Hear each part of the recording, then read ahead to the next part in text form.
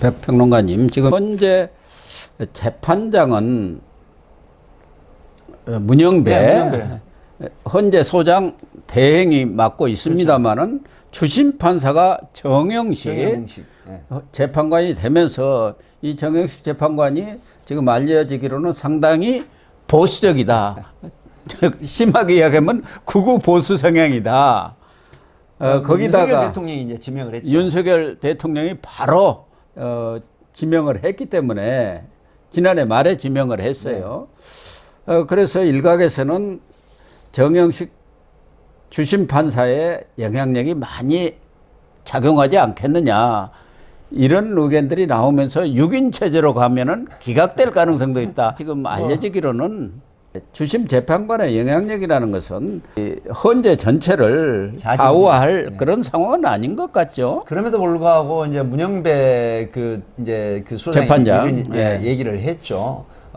사실은 주임 그 재판관이 이 탄핵안에 대한 것을 좌지우지하거나 재판관들의 의중을 뭐 이게 뒤집는 이런 상황, 현상은 나오지 않는다라고 하지만, 그럼에도 불구하고 이 주임 재판관이라고 하는 부분은 상당히 중추적인 역할을 하는 거거든요. 그렇죠. 또 여러 가지 그 심리를 통해서도 소위 말하면 주도적으로 이끌어갈 수 있는 그런 여건이기 때문에, 제가 앞에서 조금 말씀드린 것 중에 6인 체제에서는 상당히 해볼만 하다라고 하는, 지금 보수 우파라든가 이 국힘이라든가 대통령 쪽에서는 그런 얘기가 있고, 특히 이제 김홍일 그 방통위원장 출신이 지금 가장 그 변호사의 대표 변호사로 활동을 할 거라는 보도가 지금 나오지 않았습니까? 예, 그렇습니다. 그런데 이쪽 지금 대통령 쪽에서는 주장을 하는 부분이, 이 고대 통치 행위가 결코 이게 어떤 형사 내지는 소추 대상이 안 된다고 주장을 하고 있기 때문에, 아마 이런 근간의 주장은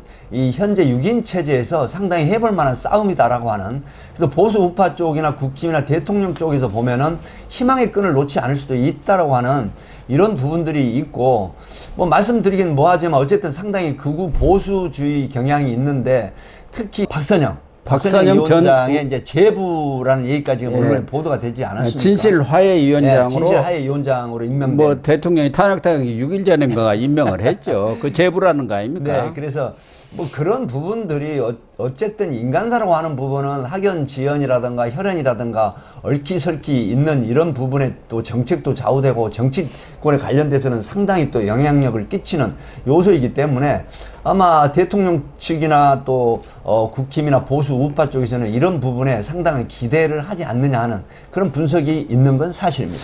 어쨌든 헌재가 이제 윤석열 대통령에 대한 탄핵 심판에 본격적인 돌입을 한 상황이고, 윤석열 대통령 측에 23일까지 탄핵 심판 답변서를 제출하라 이렇게 요구를 했기 때문에, 그 답변서가 오고 국회에서 탄핵안 이걸 놓고 이제 27일부터 준비 기일이 시작되기 때문에 지금 야당에서는 2달 내에 끝내라.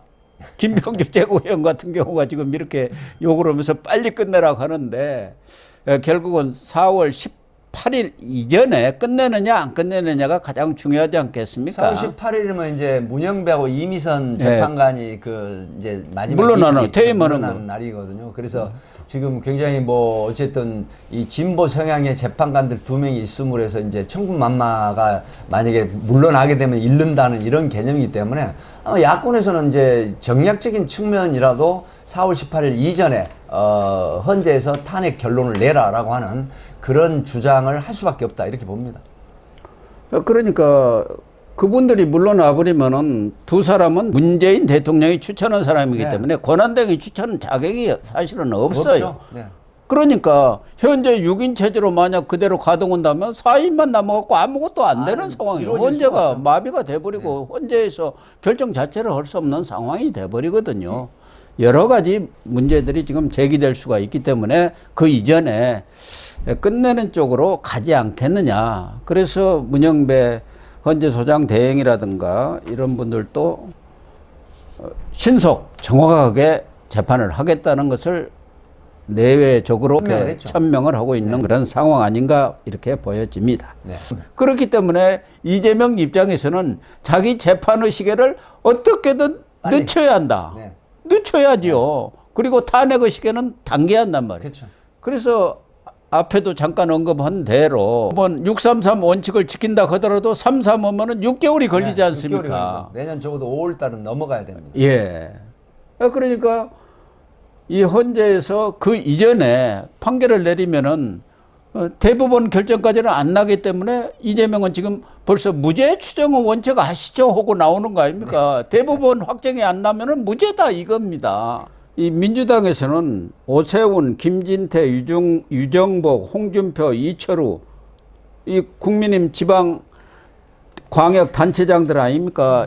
이 사람들도 계엄 선포날에 청사를 폐쇄하고 비상회의를 개최해서 동조했으니까 이 사람들도 처벌해야 한다. 이렇게 나오는 결국은 지금 대선 후보 다 묶어버리자 그 얘기 아닙니까? 그러니까 이제 김병주 지금 더불어민주당 의원이 이 부분을 이제 매체에 나와서 주장을 했더라고요. 물론 뭐 계엄 사태가 워낙 그 준엄한 여러 가지 국민적 비판을 불러일으키긴 했습니다만은 지자체장이나 또 어떤 여권의 지자체장으로서는 예를 들어서 계엄이 있었다라고 하면 거기에 대한 대비를 하는 게 또 정상 아니겠습니까? 비상회의를 네네. 안 하는 게 문제죠. 그렇죠. 그거는 정말 직무유기이기 때문에 비상회의를 주재를 하고 청사에 관련한 안전관리라든가 또 관내 여러 가지 그 요인을 갖다가 색출해 내서 그다음에 안전을 대비하는 이런 부분이 반드시 있어야 되거든요. 그럼에도 불구하고 이걸 확대 해석해 가지고 마치 계엄에 동참하는 것처럼 지방 지자체장들을 갖다가 비판을 하거나 어떤 그 계엄에 참여했다라고 하는 이 덧씌우기나 프레임을 씌우는 거는 이건 정말 너무 나가는 게 아닌가. 저도 이제 이걸 어제부터 뉴스를 보고 야, 이건 진짜 사성 장군 출신의 입에서 나올 얘기는 아닌데라고 하는 이런 그 비판적인 생각이 들었습니다. 통일부 장관인가 하는 사람, 이 사람이야말로 비난을 싸다는 생각이 들더라고. 아니, 통일부 장관이라는 사람이 비상계엄 났는데 국무회의 뭐 그 잠깐 참석했다가 집에 가서 텔레비 보고 있었다는 거 아닙니까? 아니, 남북관계라든가 어떻게 변화할지 모르니까 즉각적으로 통일부 저녁 심야회의라도 하고 비상대기를 해야지. 그렇죠. 집에 가서 한가하니 텔레비 보면서 상황 체크했다고 이런 사람이 장관을 하고 있으니까 결국 윤석열 탄핵까지도 온 겁니다. 사람을 잘못 쓴 거죠. 김영훈 통일부 장관은 사실은 뭐 굉장히 극우 보수주의라고 이제 알려져 있지 않습니까? 이런 행태, 그런 그 비상시국에 집에 가서 텔레비전에 보고 앉아있다라고 하는 부분은 아니, 통일부 수장 아닙니까? 우리들 기자할 때도요, 큰 사건이 나면은 자기 뭐 부가 아니라 하더라도 그럼요. 다 뛰어나옵니다. 그렇죠.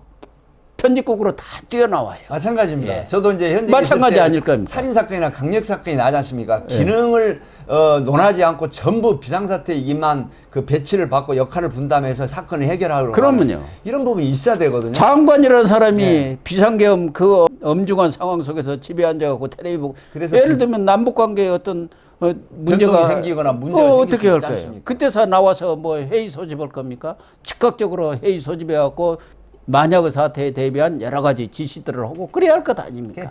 비판을 받아 마땅한 그런 행태가 본인의 어떤 그 자리라든가 직함이라든가 국가관이라든가 이런 부분이 결여되어 있는 상황이거든요. 이런 부분들이 좀 아쉽다. 그래서 언론이 비판을 하는 겁니다.